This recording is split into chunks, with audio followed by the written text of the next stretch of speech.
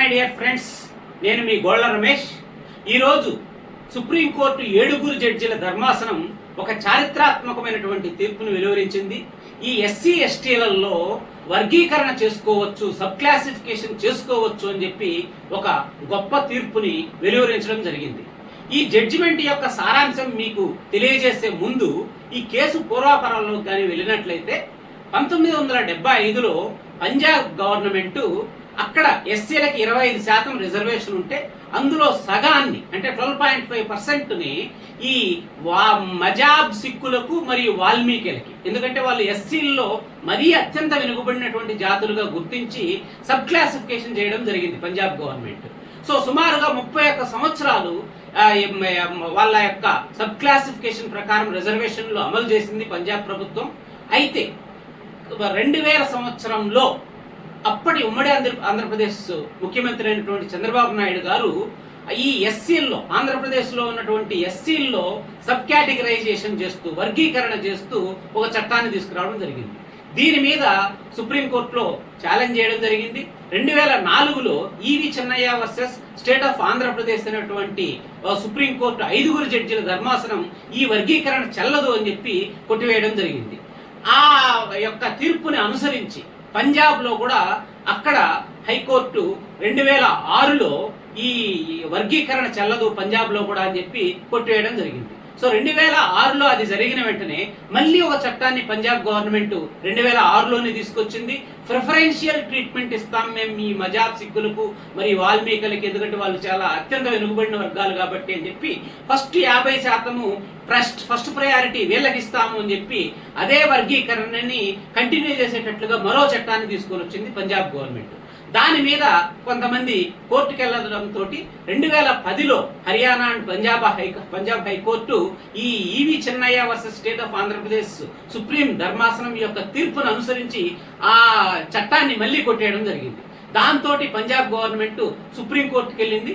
2014లో ఈ యొక్క కేసును విచారించినటువంటి 3 జడ్జిల బెంచ్, సుప్రీంకోర్టు బెంచ్ ఏం చేసిందంటే, అరే ఇది ఈవి చెన్నయ్య కేసు అంత కరెక్ట్ గా ఇంటర్ప్రిట్ చేసినట్లుగా మాకు అనిపించట్లేదు కాబట్టి, కానీ ఈవి చెన్నయ్య కేసు 5 జడ్జిల బెంచ్ కాబట్టి ఈ కేసుని 5 జడ్జిల ధర్మాసనానికి బదిలీ చేస్తున్నాము అని చెప్పి సుప్రీంకోర్టు 5 జడ్జిల బెంచ్ కి షిఫ్ట్ చేసింది.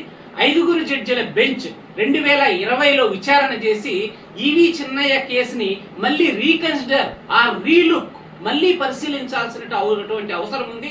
కాకపోతే మేము 5 జడ్జిల బెంచ్, ఈవి చెన్నయ్య కూడా 5 జడ్జిల బెంచ్ కాబట్టి ఇది 7 జడ్జిల బెంచ్ విచారిస్తేనే దీనికి ఒక మంచి కంక్లూజన్ వస్తుంది అని చెప్పి వాళ్ళు 7 జడ్జిల బెంచ్ కి నివేదించడం జరిగింది. అది 2023 ఎండింగ్ లో అది 7 జడ్జిల బెంచ్ ఇప్పుడున్నటువంటి ప్రజెంట్ చీఫ్ జస్టిస్ చంద్రచూడ సారథ్యంలోనే ఆ కేసు విచారణకు వచ్చింది. వాళ్ళు ఆర్గ్యుమెంట్స్ అన్ని విన్న తర్వాత 2024 ఫిబ్రవరిలో తీర్పును రిజర్వ్ చేశారు. అదే తీర్పును ఈ రోజు వెలువరించడం జరిగింది. అయితే ఈ రకంగా వర్గీకరణ చేసుకోవచ్చు అని జడ్జిమెంట్ రాబోతోంది అనేది మనకు ఫిబ్రవరిలోనే అర్థమైపోయింది. ఎందుకంటే అప్పుడు సుప్రీంకోర్టు ఆ యొక్క విచారణ సందర్భంగానే కొన్ని కీలక వ్యాఖ్యలు చేసింది. ఈ విధంగా సబ్ క్లాసిఫికేషన్ చేయకపోతే అత్యంత వెనుకబడిన వర్గాలు ఎస్సీల్లో ఎవరైతే ఉన్నారో అందులోనే వెనుకబడిన వాళ్ళకి ఈ రిజర్వేషన్ ఫలాలు సక్రమంగా అందవు అని కామెంట్ చేసింది. కాబట్టి ఈ రకమైన జడ్జిమెంట్ వస్తుందని చెప్పి మనం ముందే ఊహించాం. అయితే ఇప్పుడు ఈ జడ్జిమెంట్ లో ఉన్న సారాంశం ఏంటి అని మనం కానీ ఒకసారి ఆలోచించినట్లయితే, ఈవి చెన్నయ్య కేసులో అప్పుడు సుప్రీంకోర్టు ఏమని చెప్పింది అని అంటే, అరే ఈ ఎస్సీ ఎస్టీ ఎవరెవరు ఏ కులాలు ఎస్సీలు ఎస్టీలుగా గుర్తించేటువంటి అధికారం ఆర్టికల్ 341 అండ్ ఆర్టికల్ 342 ప్రకారం ప్రెసిడెంట్ ఆఫ్ ఇండియాకే ఉంది కాబట్టి ప్రెసిడెంట్ ఆఫ్ ఇండియా ఒకసారి ఎస్సీ ఎస్టీలని అని నోటిఫై చేసిన తర్వాత దీన్ని మళ్ళీ సబ్ క్లాసిఫికేషన్ చేసే అధికారం రాష్ట్రాలకు ఉండదు అని చెప్పి ఒక మాట సుప్రీంకోర్టు చెప్పింది అప్పుడు ఈవి చెన్నయ్య కేసులో. అదేవిధంగా రెండో మాట ఏమని చెప్పింది అని అంటే, ఈ రాష్ట్ర ప్రభుత్వాలు ఏవైతే ఉన్నాయో వీటికి ఈ సబ్ క్లాసిఫికేషన్ చేసే అధికారం ఎందుకు లేదని మేము అంటున్నాము అని అంటే, ఈ ఎస్సీ అనేటువంటి ఒక group it is a homogeneous group, అంటే ఒక విడదీయలేనటువంటి ఒక కొహెరెంట్ గ్రూప్ అని చెప్పి సుప్రీంకోర్టు వ్యాఖ్యానిస్తూ, ఇలాంటి హోమోజీనియస్ గ్రూప్ ని విడదీస్తే అది ఈక్వాలిటీకి భంగం అవుతుంది. ఆర్టికల్ 14, ఆర్టికల్ 16, 15 అండ్ ఆర్టికల్ 335 ప్రకారము అండ్ ఆర్టికల్ 342 ప్రకారం అని చెప్పి అప్పుడు సుప్రీంకోర్టు చెప్పింది. ఈ రెండింటిని మళ్ళీ పరీక్ష చేసి ఎగ్జామిన్ చేసి ఇప్పుడు సుప్రీంకోర్టు తీర్పు వెలువరించింది. ఆ సుప్రీంకోర్టు చెప్పింది ఏంటి అని అంటే, మనకు హిస్టారికల్ గా చాలా సాక్ష్యాలు ఉన్నాయి. ఎస్సీ అనేటువంటిది ఒక హోమోజీనియస్ గ్రూప్ కాదు, it is a heterogeneous group, అంటే అనేక సమూహాలు అనేక కులాల యొక్క సమూహం ఇది. ఈ ఆర్టికల్ 341 అనేది రాష్ట్రపతి ఎవరు ఎస్సీలు ఎవరు ఎస్టీలు అని గుర్తించడానికి ఒక క్లాసిఫై చేయడానికి మాత్రమే ప్రెసిడెంట్ ఆ ఆర్టికల్ 341 అధికారం కల్పిస్తుంది. కానీ అందులో క్లాసిఫికేషన్ చేయొచ్చా చేయకూడదా అనేది ఆర్టికల్ 341 ఆఫ్ 2కి కానీ ఆర్టికల్ 341 ఆఫ్ 1కి కానీ సంబంధం లేదు అని చెప్పింది. ఆర్టికల్ 341 ఆఫ్ 2 అంటే ఏంటి అని అంటే, పార్లమెంటుకు మాత్రమే ఏదైనా ఒక క్యాస్ట్ ని ఇంక్లూడ్ చేయడము లేకపోతే తీసేయగలిగేటువంటి అధికారం ఉంది అని చెప్పి ఆర్టికల్ 341 ఆఫ్ 2 చెప్తుంది. కాబట్టి ఇవి రెండు కూడా ఏ క్యాస్ట్లు అందులో ఉండాలి ఏ క్యాస్ట్లు అందులో ఉండకూడదు, ఎస్సీల్లో ఎస్టీల్లో అని చెప్తాయి తప్ప రిజర్వేషన్ ని క్లాసిఫై చేసి ఇవ్వడం కోసం ఏ రకమైనటువంటి అబ్జెక్షన్ ఉండదు అని చెప్పి ఈ తీర్పులో పేర్కొనడం జరిగింది. సో ఇది బాగానే ఉంది. రెండవ ఇంపార్టెంట్ విషయం ఈ సుప్రీంకోర్టు ఈ తీర్పులో చెప్పింది ఏంటి అని అంటే, ఎస్సీ ఎస్టీల్లో కూడా క్రీమీ లేయర్ కాన్సెప్ట్ ఇంప్లిమెంట్ చేయాలి అని చెప్పి ఒక కీలకమైనటువంటి ఆదేశాలు కేంద్ర ప్రభుత్వానికి జారీ చేయడం జరిగింది. అంటే క్రీమీ లేయర్ అంటే ఎస్సీ ఎస్టీలలో ఎవరైనా అభివృద్ధి చెందిన వాళ్ళు ఉంటే, అంటే ఒక క్లాస్ 1 ఆర్ గ్రూప్ 1 ఉద్యోగం కానీ లేకపోతే బాగా సంపదను క్రోడీకరించి ఆర్థికంగా బలవంతులైతే వాళ్ళని క్రీమీ లేయర్ కాన్సెప్ట్ ఏదైతే other backward SEBC socially and economically backward classes ఏ విధంగా అయితే కేటగిరైజ్ చేశారో ఏబిసిడీలుగా ఆంధ్ర తెలంగాణలో, ఆ విధంగానే ఈ ఎస్సీ ఎస్టీలలో విభజనలు చేస్తూ ఎవరైతే క్రీమీ లేయర్ అంటే సర్టన్ ఇన్కమ్ లిమిట్ ఏదైతే ఉందో ఆ ఇన్కమ్ లిమిట్ కొన్ని కండిషన్స్ ని ఎవరైతే సాటిస్ఫై చేస్తారో వాళ్ళని రిజర్వేషన్ నుంచి పక్కకు తప్పించేయచ్చు అని చెప్పి సుప్రీంకోర్టు ఈ మొత్తం 7గురిలో 4 ఆ రకమైనటువంటి క్రీమీ లేయర్ కాన్సెప్ట్ ని వెలువరించడం జరిగింది. అయితే దీంట్లో కూడా ఈ 4గురిలో కూడా భిన్నాభిప్రాయాలు ఉన్నాయి. ఈ 4 కూడా క్రీమీ లేయర్ కాన్సెప్ట్ ని సపోర్ట్ చేస్తూ ఏ రకంగా క్రీమీ లేయర్ కాన్సెప్ట్ ని ఇంప్లిమెంట్ చేయాలి అని చెప్పే దాంట్లో 4గురిలో 3 ఈ యొక్క జాబ్ ని బట్టి లేకపోతే ఆర్థిక పరిపుష్టిని బట్టి క్రీమీ లేయర్ ఇంప్లిమెంట్ చేయాలి అని చెప్తుంటే, అందులో ఒక జడ్జి మాత్రము ఏమని చెప్పాడు అంటే, ఈ రిజర్వేషన్ అనేది ఒక జనరేషన్ కి మాత్రమే ఇంప్లిమెంట్ చేయాలి, ఆ జనరేషన్ రిజర్వేషన్ ఉపయోగించుకొని బెనిఫిట్ పొందిన తర్వాత నెక్స్ట్ జనరేషన్ నుంచి ఆ రిజర్వేషన్ అనేది వాళ్ళకు వర్తించకూడదు. అదే విధంగా ఆయన ఇంకో మాట, ఇంకా ఒక అడుగు ముందుకేసి ఇంకో మాట ఏమని చెప్పాడు అని అంటే, ఈ రిజర్వేషన్ అనేది క్యాస్ట్ బేస్డ్ ఉండకూడదు, ఎకనామిక్ బేస్డ్ ఉండాలి అని చెప్పి ఆయన ఇంకో మాట అని అన్నాడు. అఫ్ కోర్స్ ఈ రిజర్వేషన్ యొక్క కాన్సెప్ట్ పూర్తిగా అర్థమై ఉంటే ఆ జడ్జి అలాంటి కాన్సెప్ట్ చెప్పేటువంటి వాడు కాదు. బట్ ఇక్కడ కీలక పరిణామం ఏంటంటే, ఎస్సీ ఎస్టీలలో కూడా బీసీలకు సంబంధించినట్లుగా ఈ క్రీమీ లేయర్ కాన్సెప్ట్ తీసుకురావాలా అని చెప్పారు.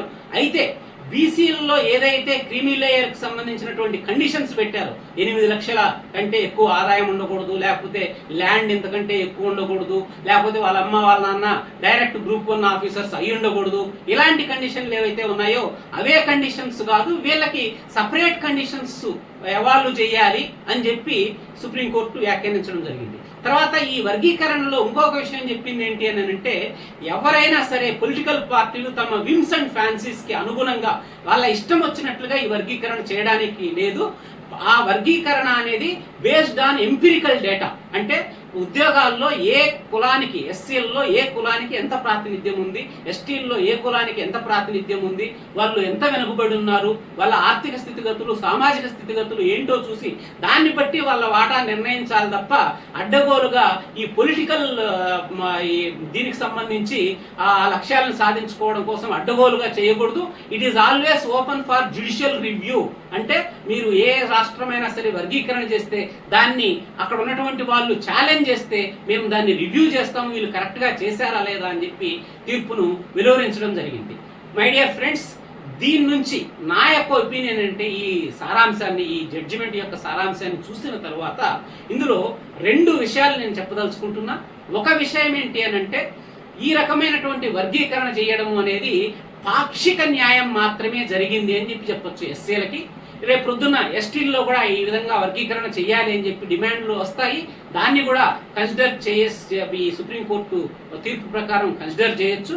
బట్ పాక్షిక న్యాయం మాత్రమే జరిగింది అని నేను ఎందుకంటున్నాను అంటే, ఎస్సీఎల్లో ఇప్పుడు మాల తీసుకోండి, మాదిగ తీసుకోండి. ఇప్పుడు మాలకింత పర్సెంటేజ్, మాదిగకింత పర్సెంటేజ్ అని ఇస్తే మాదిగ వాళ్ళంతా సంతోషపడతారు. ఎందుకంటే మా వాటా మాకు దక్కింది. కానీ అదే మాదిగలో ఇచ్చిన రిజర్వేషన్ని మాదిగల్లో ఉన్నటువంటి ఒక ఐఏఎస్ ఆఫీసర్ కొడుకో లేకపోతే ఒక ఐపీఎస్ ఆఫీసర్ కొడుకో కొట్టేశాడు అనుకోండి, ఎవరైతే మారుమూల ప్రాంతంలో ఉన్నటువంటి ఆ అబ్బాయికి దొరకలేదనుకోండి, ఈ కేటగిరైజేషన్ సబ్ కేటగిరైజేషన్ చేయడం వల్ల ప్రయోజనం లేనే లేదు. కాబట్టి అందుకే పాక్షిక న్యాయం జరిగింది అని నేను చెప్తున్నాను.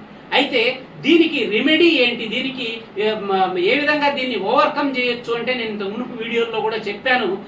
ఆర్థిక పరిపుష్టిని బట్టి ఎస్సీలలో కేటగిరైజేషన్ చేయాలి.